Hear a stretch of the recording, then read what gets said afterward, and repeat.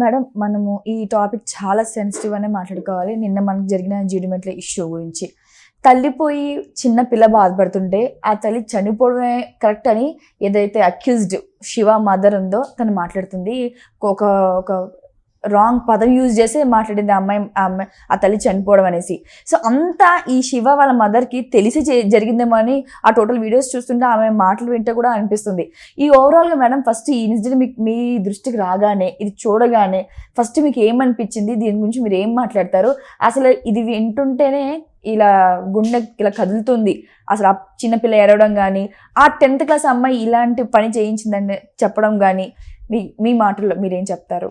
ఇప్పుడు ఈ జీడిమెట్ల ఘటన జరగటం చాలా చాలా దురదృష్టకరం. అవును.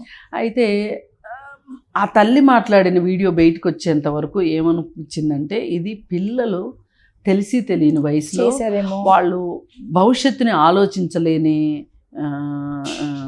పరిస్థితుల్లో రేపేం జరుగుతుంది అనేది వాళ్ళు ఆలోచించలేకపోయారు. ఈ క్షణానికి వాళ్ళకి ఏం కావాలో అది చెయ్యాలనుకున్నారు. అందుకే వీళ్ళు ఇలా చేశారు, వెనక ముందు ఆలోచించకుండా అనే విషయం మనము అనుకున్నాం. కానీ ఆ తల్లి మాటలు విన్న తర్వాత మనకేమనిపిస్తుందంటే, ఈ పిల్లల ఆలోచన ధోరణికి ఆమె ఆలోచన ధోరణికి తేడా ఏముంది అసలు? ఇప్పుడు అలాంటి తల్లి పెంపకంలో శివ అలా కాక ఇంకెలా ఉంటాడు? Correct exactly madam. ఇప్పుడు పైగా ఎంత అమాయకంగా మాట్లాడేస్తుంది అంటే, నవ్వుకుంటూ మాట్లాడేస్తుంది. నేను ఒక మైక్ ముందు మాట్లాడుతున్నాను, ఇది అందరూ చూస్తారు, దీనివల్ల నేను దొరికిపోతాను అంటే. ఇక్కడ మనం ఆలోచించాల్సింది ఏంటంటే, వాళ్ళకి చట్టాల పట్ల అవగాహన లేదు. ఆ తల్లి వచ్చి మీ అమ్మాయి మా అబ్బాయిని ఇష్టపడుతుంది, పంపించేయమని అడిగిందంట జీడిమెట్లు వచ్చి. అవును. అయితే అలా అడగడం వెనకమాల ఆమె అమాయకత్వం. ఆమెకు అసలు చట్టం తెలుసా? ఇప్పుడు చట్టం ఏం చెప్తుంది? 18 ఏళ్లలోపు అమ్మాయిలకి పెళ్లి చేయకూడదు, 21 సంవత్సరాలలోపు అబ్బాయిలకి పెళ్లి చేయకూడదు అని చెప్తుంది. మరి అలాంటప్పుడు అసలు ఈ చట్టాలు తెలియనంత పరిస్థితిలో ఇవాళ ప్రజలు ఉన్నారు అని అంటే, ఆమె ఎక్కడో లేదు, హైదరాబాద్కు ఒక 100 కిలోమీటర్ల దూరంలో ఉంది. అంటే మనము అసలు ఇంకా ప్రభుత్వాలు ఎవరికి అవగాహన కలిగించినాయి అనుకోవాలి? అంటే ఈ లెక్కన బాల్య వివాహాల పట్ల కూడా అవగాహన లేదనే కదా అర్థం. ఎగ్జాక్ట్లీ. ఎలా అడుగుతుంది? అసలు తెలిసి మాట్లాడిందా ఆవిడ, తెలివి తక్కువగా మాట్లాడిందా, లేకపోతే మెంటల్ స్థితి బాలేక మాట్లాడిందా కూడా అర్థం కాదు. అసలు తెలివి తక్కువగానే మాట్లాడింది అమ్మాయి. అంటే ఇప్పుడు నేను మాట్లాడేది తప్పు అవుతుంది, నేను శిక్షించబడతాను అనే ఒక ఆలోచన కూడా లేకుండా, అంటే అసలు ఏమాత్రం సున్నితత్వమే లేదు. ఇప్పుడు చట్టం దాకా వెళ్ళొద్దు. ఇప్పుడు చట్టం తెలియకపోయినంత మాత్రాన ఒక మనిషి చావడం కరెక్ట్ అనుకోవడం ఎంత దుర్మార్గం. ఇప్పుడు నేను చట్టం దాకా వెళ్ళాను, నేను చట్టం దాకా కూడా వెళ్ళక్కర్లా. ముందుగా ఒక మనిషి ఇంకొక మనిషిని చంపకూడదు అనే ఒక కనీస జ్ఞానం, సెన్స్. ఇప్పుడు ఇక్కడ అబ్బాయి చంపాడా, అమ్మాయి చంపిందా, ఎవరు చంపారనే దానికంటే కూడా ఒక హత్య చేస్తే ఏమవుతుంది అనేది తెలియని అమ్మాయి, ఆ తెలియని ఆవిడ ఈరోజు రేపుల్లో ఇంత పిల్లలకు కూడా తెలుస్తుంది.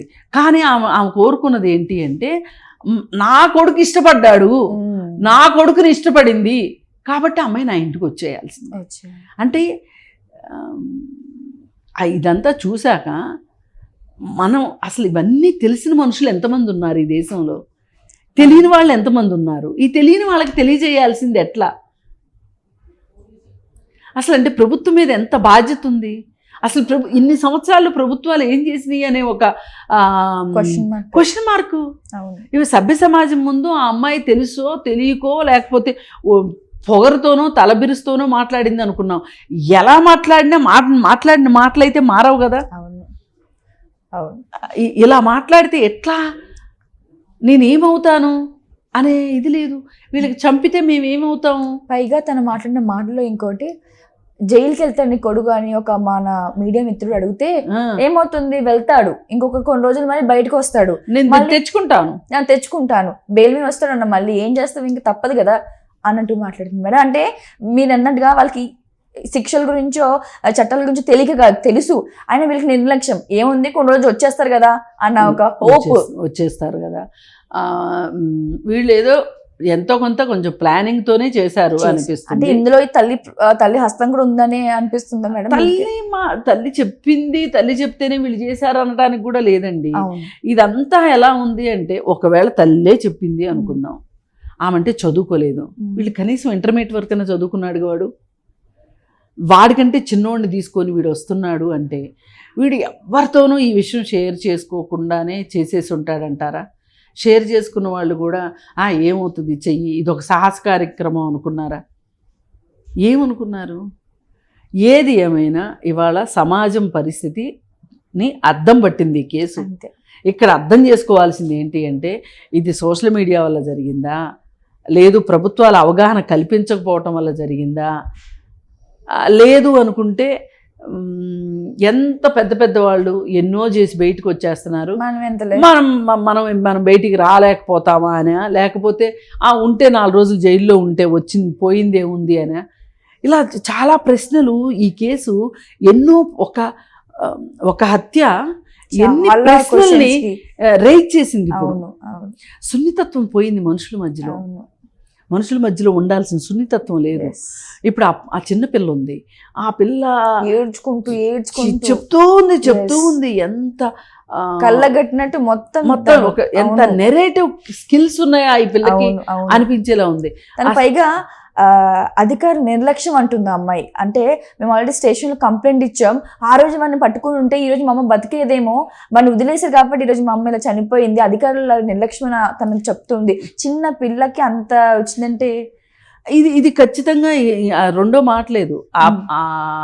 ఆ పిల్లాడి మీద పోక్సో కేసు పెట్టి అతని కస్టడీలో ఉండుంటే కనుక నిజంగా ఈ హత్య జరిగి ఉండేది కాదు.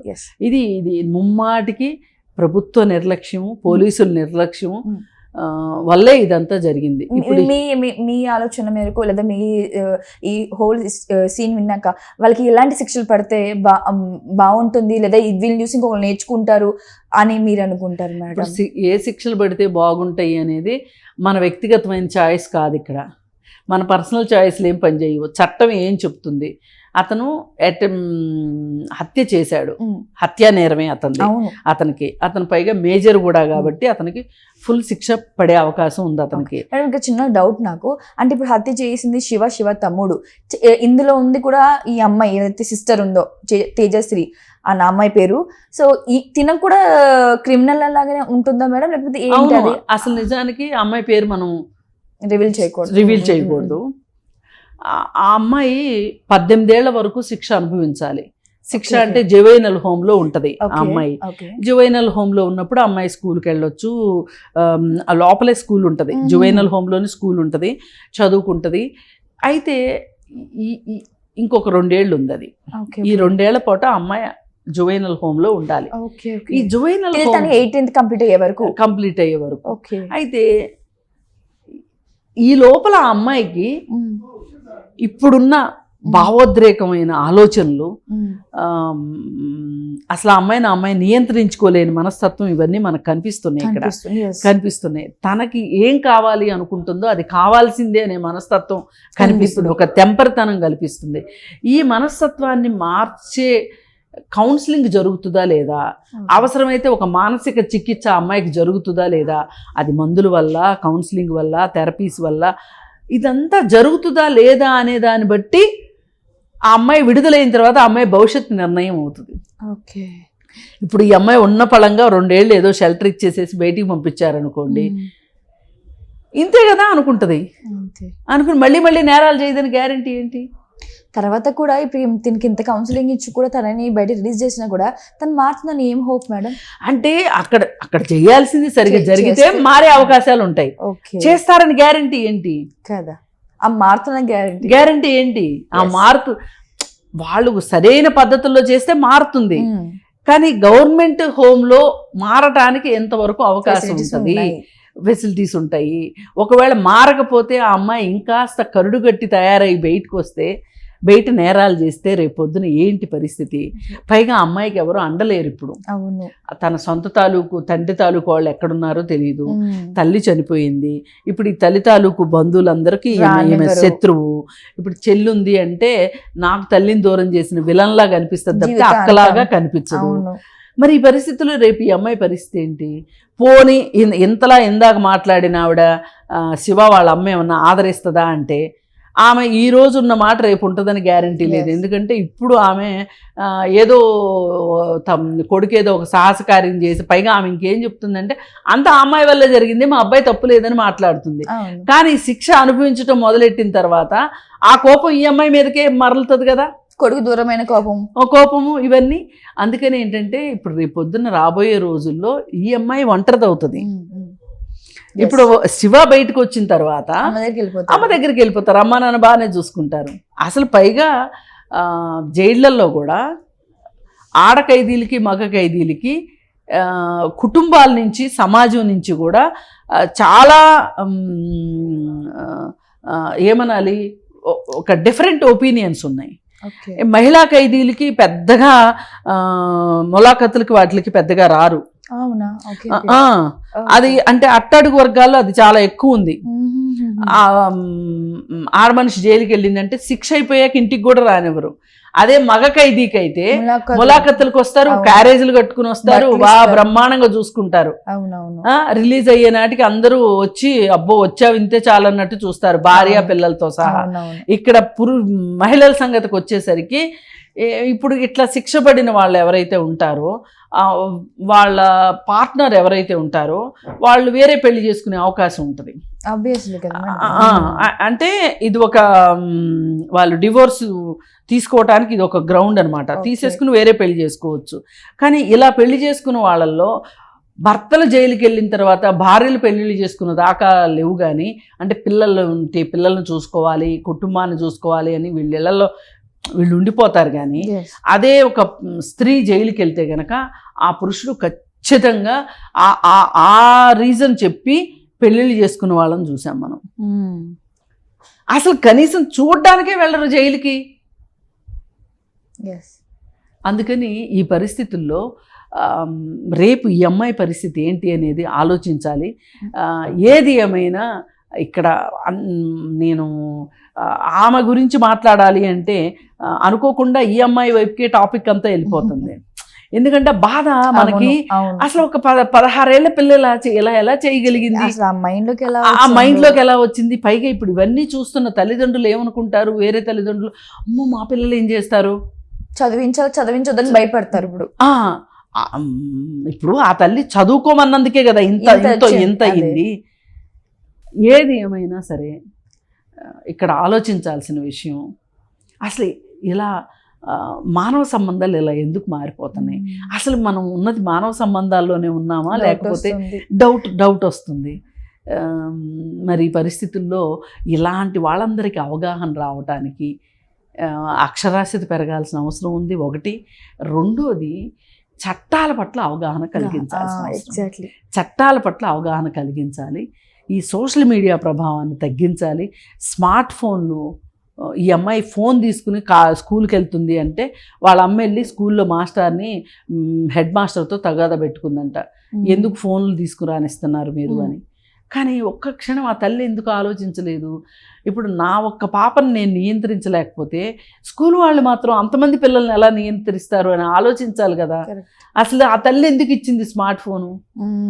ఈ కరోనా తర్వాత జరిగింది ఇదంతా. అవును, మనము అంటే చనిపోయింది కాబట్టి అంజలి వైపు మాట్లాడలేకపోతున్నాం. కానీ మేడం ఒక రకంగా చెప్పండి 20% అంజలి తప్పు కూడా ఉంది. అంటే ముందు నుంచి ఫోన్లు పెట్టి ఆ ఎంకరేజ్మెంట్ లేకపోయి ఉంటే కొద్దిగా తగ్గేదేమో కదా ఆ పిచ్చి అనేది. అవును, తగ్గేదేమో. కరోనా అయిపోయిన తర్వాత ఆ ఫోన్లు వినియోగాన్ని తగ్గించినట్లయితే బాగుండుండేది. ఇప్పుడైనా సరే ఇది ఒక్క అంజలి సమస్యగాను ఈ 16 ఏళ్ళ పాప శివ వాళ్ళ సమస్యగా చూడవద్దు. ఇది సమాజంలో ప్రతి ఒక్కరి సమస్య. డబ్బులు ఉన్న వాళ్ళు కానివ్వండి, డబ్బులు లేని వాళ్ళు కానివ్వండి, ఎవరైనా సరే ఇవాళ పిల్లల్లాగా పెరగట్లేదు. అవును, పిల్లలకి బాల్యం దూరం అయిపోతుంది. ఈ సెల్ ఫోన్లో బందీలు అయిపోతున్నారు వాళ్ళు కూడా. అందుకని ప్రభుత్వం కూడా ఆలోచించాల్సిన అవసరం ఉంది. ఈ సెల్ ఫోన్లుని పిల్లలకి దూరంగా ఉంచాల్సిన బాధ్యత తల్లిదండ్రులు కూడా తీసుకోవాలని చెప్పి దీన్ని బట్టి మనకు అర్థం. Thank you madam, thank you so much.